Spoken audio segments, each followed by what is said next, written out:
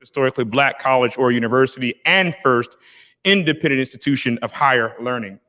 I am so delighted to welcome you to this first iteration of the Edward Waters University President's Distinguished Lecture Series for the 2020-2021 academic year, featuring none other than the dynamic and renowned academician, journalist, and political analyst, my brother, Dr. Marc Lamont Hill. You will notice that the title of our lecture series is aptly preceded by the two words, stay woke, which we believe is a timely colloquialism intended to evince a deliberate focus upon the continuous expansion and development of the overall knowledge base of EWU's entire academic community. The purpose of the series is also to provide a vehicle through which the EWU community can interface intentionally with culturally based issues and to promote socially conscious and socially responsible activism in a millennial and now post-millennial era. Additionally, and equally important, the series intends to create a platform for the entire EWU community to hear and engage with accomplished and distinctive speakers, to provoke meaningful discussion, reflective and critical thinking, and provide enriching insight and illumination into the critical issues of our time. It is my hope that the full collection of distinguished speakers that will visit our academic community over the forthcoming years will allow the EWU community to indeed and invariably stay woke by engaging the views, ideas, and espoused ideals expressed by the national thought leaders, authors, entertainers, activists, advocates, and opinion shapers who are all featured as a part of this series. We hope that you leave tonight inspired, motivated, and or maybe even a bit agitated to expand your personal footprint as a socially responsible leader and architect of positive change here in the greater Jacksonville community and beyond. At this time, I'd like to invite to the podium our Miss Edward Waters University for the 2021 academic year, presidential scholar, members of the Honors College, and senior biology major, Miss Brianna Pendergrass, to introduce our distinguished lecturer for the evening. Miss Pendergrass.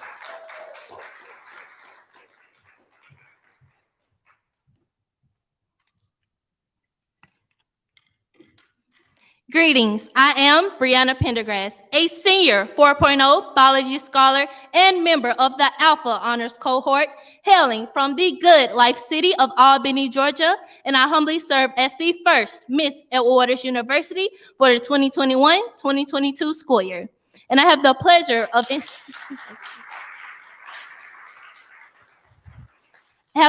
of introducing to you Dr. Marc Hill.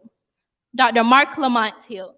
Dr. Marc Lamont Hill is one of the leading intellectual voices in the country. He is currently the host of BET News and a political contributor for CNN. An award-winning journalist, Dr. Hill has received numerous prestigious awards from the National Association of Black Journalists, GLAAD, and the International Academy of Digital Arts and Sciences. Dr. Hill is the Steve Charles Professor of Media, Cities, and Solutions of Temple University. Prior to that, he held positions at Columbia University and Morehouse College. Since his days as a youth in Philadelphia, Dr. Hill has been a social justice activist and organizer. He is a founding board member of My Fifth, a nonprofit organization devoted to educating youth about the legal rights and responsibilities. He is a board member and organizer of the Philadelphia Student Union. Dr. Hill also works closely with the ACLU Drug Reform Project, focusing on drug enforcement policy.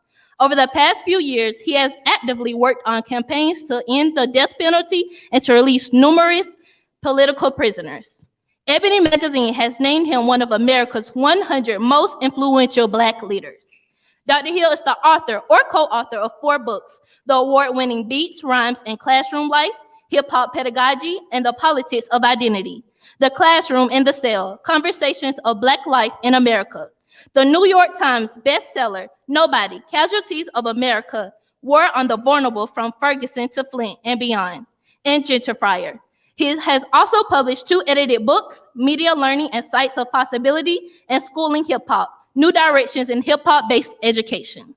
Trained as an anthropologist of education, Dr. Hill holds a PhD with distinction from the University of Pennsylvania. His research focuses on the intersections between culture, politics, and education in the United States and the Middle East. Can you all please welcome Dr. Marc Lamont Hill?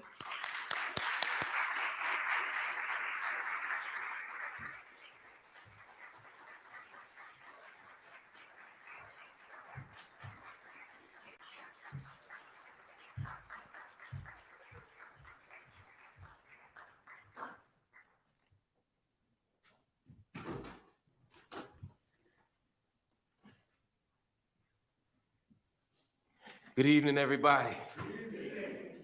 Woo! Y'all don't know what it took to get here, but I am incredibly honored, proud, and excited to be here with you all. One, to be at such an extraordinary institution with such extraordinary leadership. Don't take that for granted. Please don't take that for granted. I done worked at a lot of places and I done traveled to a lot of places. I done seen a lot of institutions that are filled with Black people. I've been to a lot of universities that have Black presidents and Black students and Black faculty, but ain't a whole lot of Black schools around. Ain't a whole lot of them. The commitment to building community and growing community that is rooted in our tradition, in our traditions, that's rare. And so to be part of a series called Stay Woke, I like them shirts too, that is no small thing. It's no small thing. Because we are at a moment where the idea of staying woke, the idea of being woke, the idea of getting woke is necessary. It's necessary. Because the world would rather have us asleep. The world would rather have us asleep. As African people in America, we are sleeping giants. We are a community of people who have all the talent, all the resources, all the possibilities, all the wealth necessary to do for ourselves, by ourselves. And being right here at EWU is an example of what's possible when we wake up and we build for ourselves. But right now, we are operating against the backdrop of a pandemic. We are operating against the backdrop of police that want to kill us. We are operating against schools that don't work. We are operating against the backdrop of a predatory culture that always tells us that we have the wrong faces, the wrong hips, the wrong lips, the wrong nose, the wrong faith, the wrong music. They want everything that we got. They want to look like us. They want to talk like us. They want to dress like us. They want to change their body parts to look like us at the very same time that they want to tell us that we are broken. And so our job, our duty is to wake up and see in us what the world already knows about us. That's what it means to be a Black person in America right now. That's what it means to stay woke and to get woke. But how do you stay woke? First thing I want to talk about in this journey toward wokeness, and the term woke is now getting taken up by white people, it's getting used. You know, once white people use it, it ain't the same no more. They're so woke over there.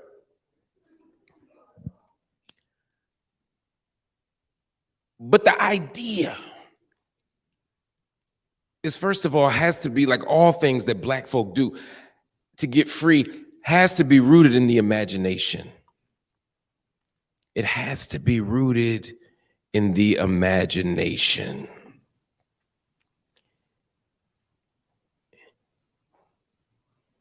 In order for us to get free, in order for us to have a real vision of freedom, to stay woke,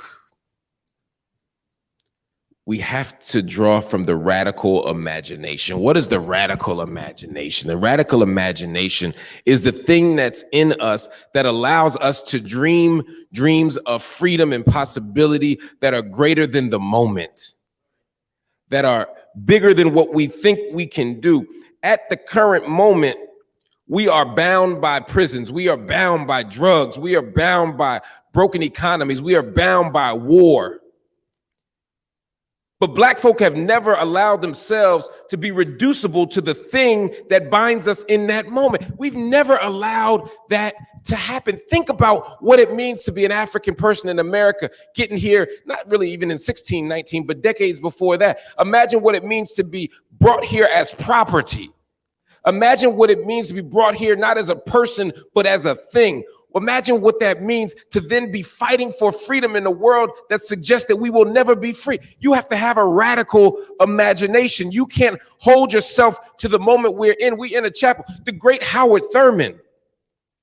And students, y'all need to read about the great Howard Thurman. Y'all need to read about the cross and the lynching tree. You need to read about the growing edge. You need to read Howard Thurman, because this great scholar, this great Morehouse man, this great mystic, this great theologian was trying to get us to understand what it might mean to dream beyond the moment. Howard Thurman said, never reduce your aspirations to the level of that which is your immediate experience, or that is to the level of the facts of your present situation. What does that mean? He was saying we don't have to be prisoner of the event. As Black folk, we can never be prisoner of the event. Now, Thurman was a Christian. Thurman was a believer, and so for him to not be prisoner of the event, he was speaking specifically to the events, or what they call the scandal of the cross. And he was saying that just as Jesus was not prisoner to the events of the cross, just as Jesus's life and death was not reducible to the moment where they strung him up on that cross, but rather there was a deeper and greater story that did not end with death. He was saying that just as Jesus was not prisoner of the events of the cross, we don't have to be prisoner of the events of our lives. And he was saying, not just in the sacred realm, but in the secular realm, that we as Black folk don't have to be prisoner to the events of our lives. We are not prisoner to this governor. We are not prisoner to this president. We are not prisoner to this pandemic. We are not prisoner to these police. We are not prisoner to anything that attempts to hold us down, but rather we have to keep pushing and fighting. But it begins with a dream. It begins with the radical imagination. It begins with the possibility that's bigger than the moment. When Martin Luther King Jr. gives his dream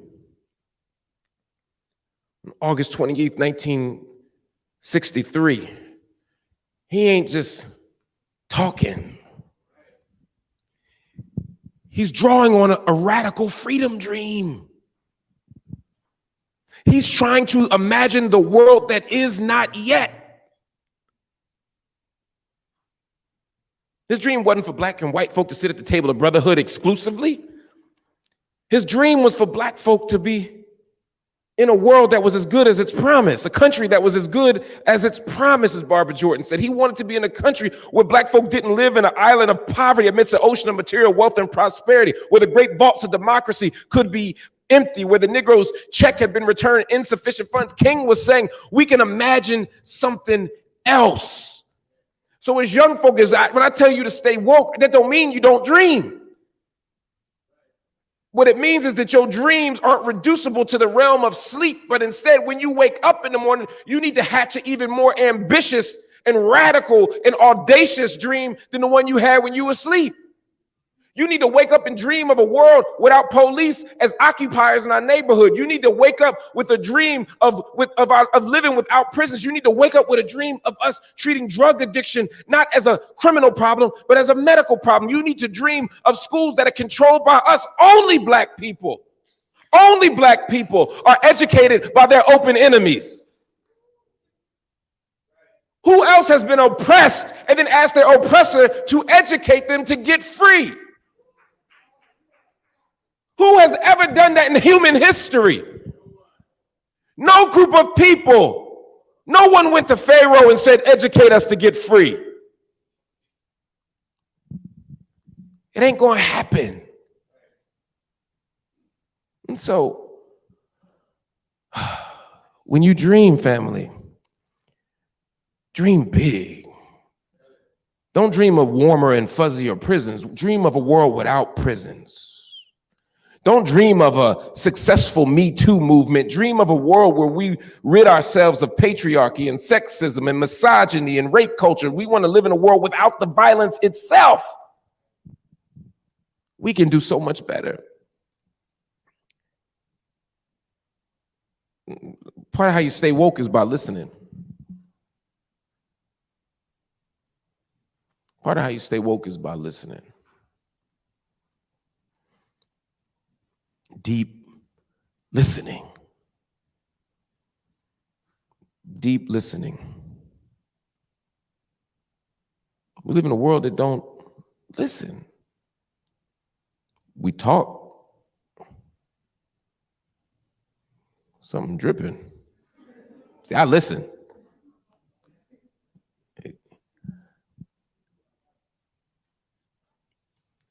But I'm talking about the kind of listening that allows us to get free. It's a different kind of listening.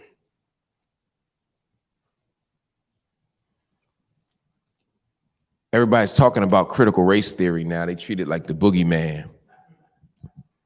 But part of what critical race theory was attempting to do was to get us to listen, as Derek Bell said, to the faces at the bottom of the well. To hear the counter stories of the vulnerable. That means that we got to listen to poor folk. We got to listen to Black folk. We got to listen to queer folk. We got to listen to trans folk. We got to listen to folk whose voices have often been obscure. But that means not just in the outside world, but within our own communities, we got to listen to each other. It's not enough for the face of our movements to be the same straight Black male going to college. Think about every time somebody died.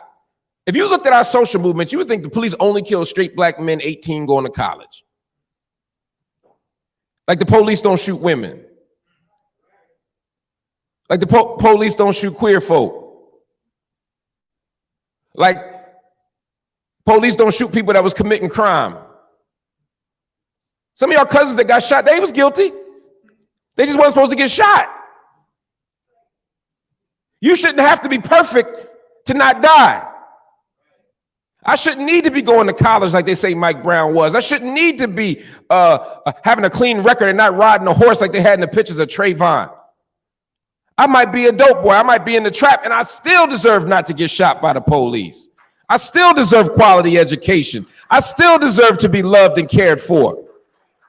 So as we listen, we got to listen to the stories of everybody. As Black folk, we got to listen to organize.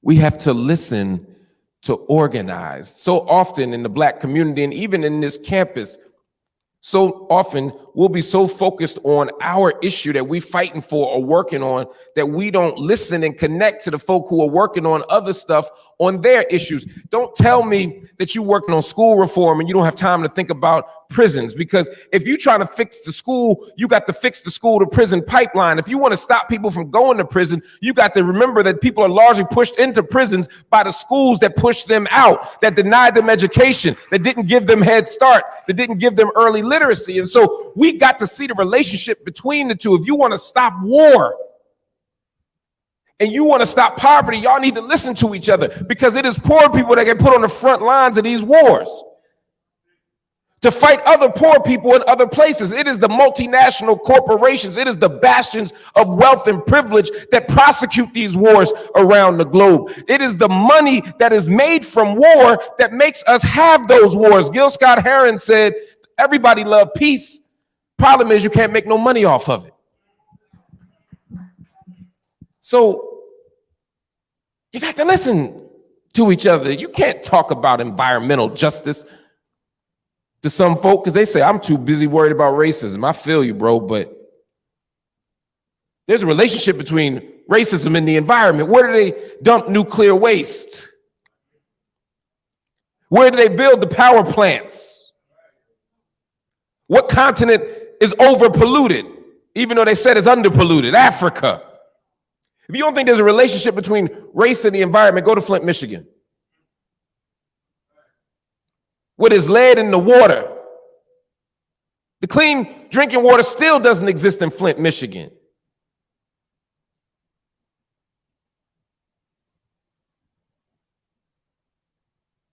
The water's so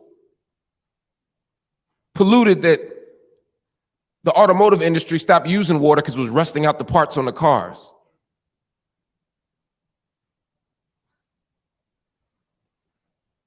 The EPA says that the lead in the water should be something like 1 in like 50,000 parts per billion. There were parts in Flint that had 1 in 50 parts per billion. The cleanest sample they found was 1 in 250 parts per billion. But our babies were bathing in it and playing in it. Our mothers and fathers were cooking with it. Those relationships matter. We got to listen.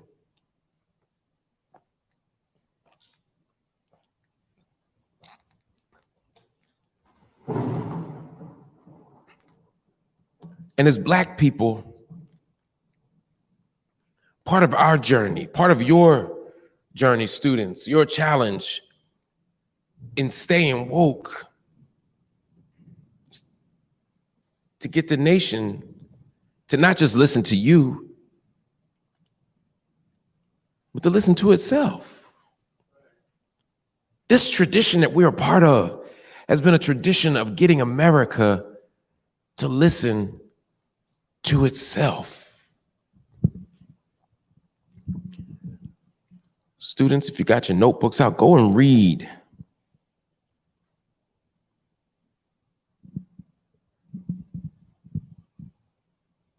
Martin Luther King's I Have a Dream speech.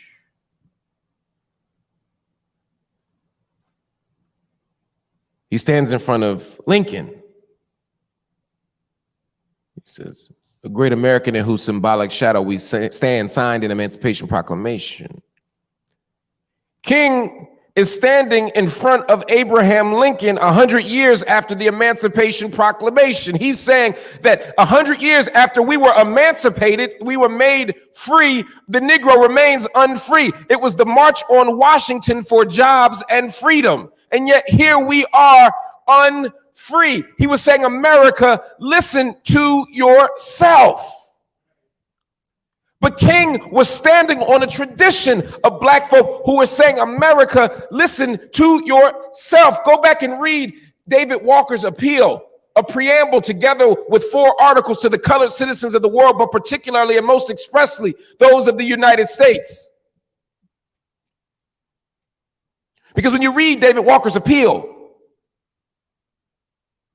a preamble together with 4 articles to the colored citizens of the world, but particularly and most expressly those of the United States.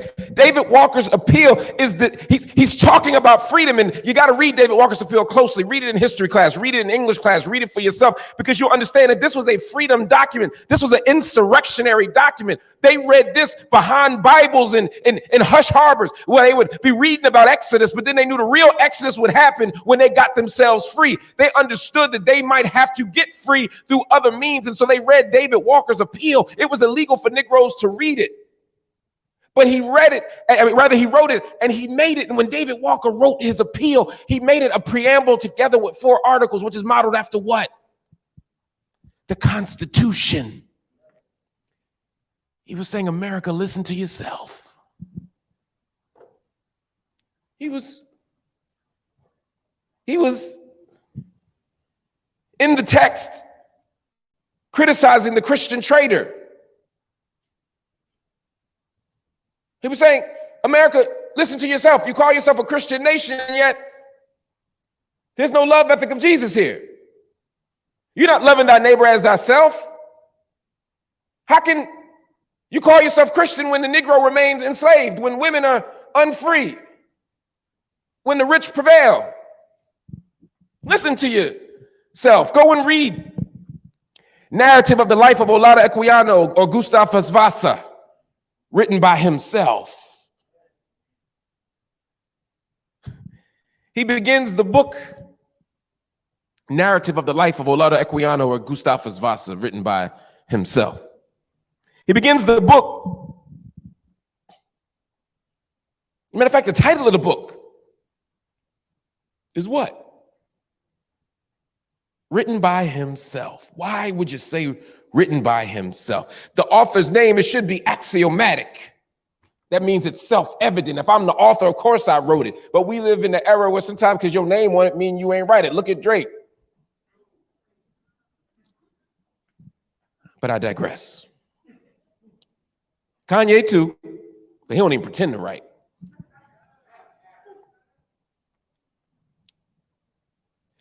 But why would Lord Aquino need to say that? Why would he start the book by saying, I wholly entreat your pardon for putting before you a work so devoid of literary merit, written by an unlettered African?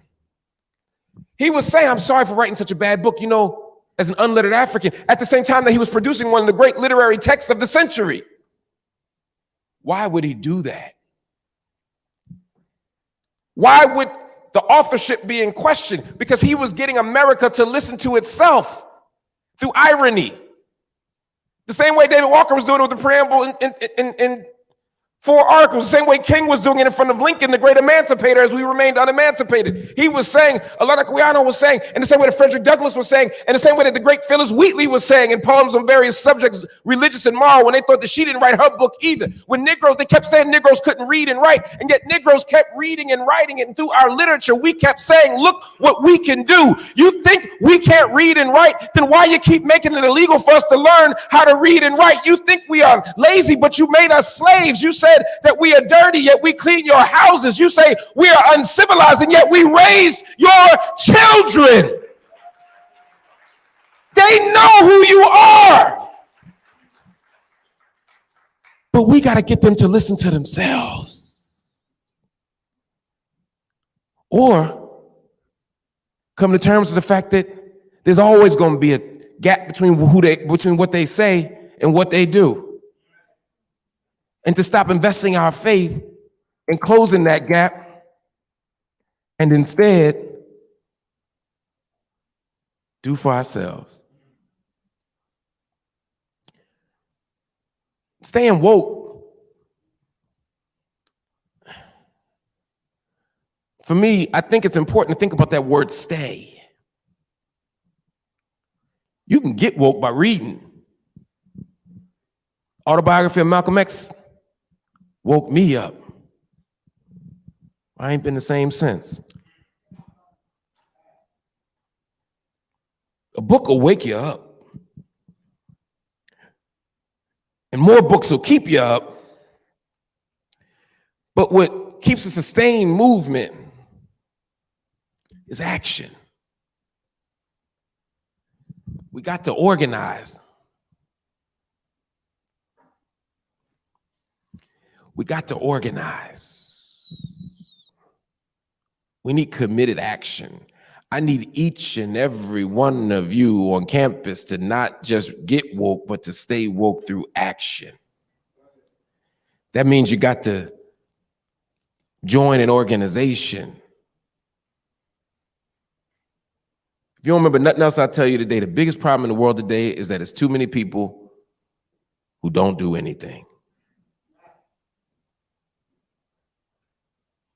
We're dying in the street.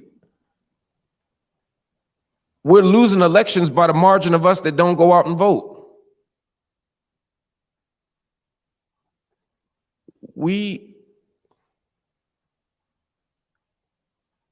are watching our neighborhoods be overtaken and gentrified. I need y'all to commit to action.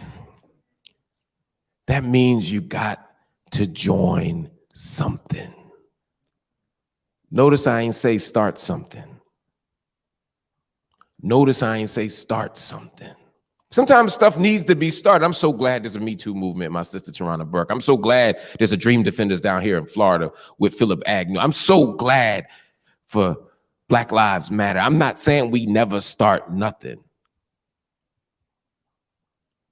But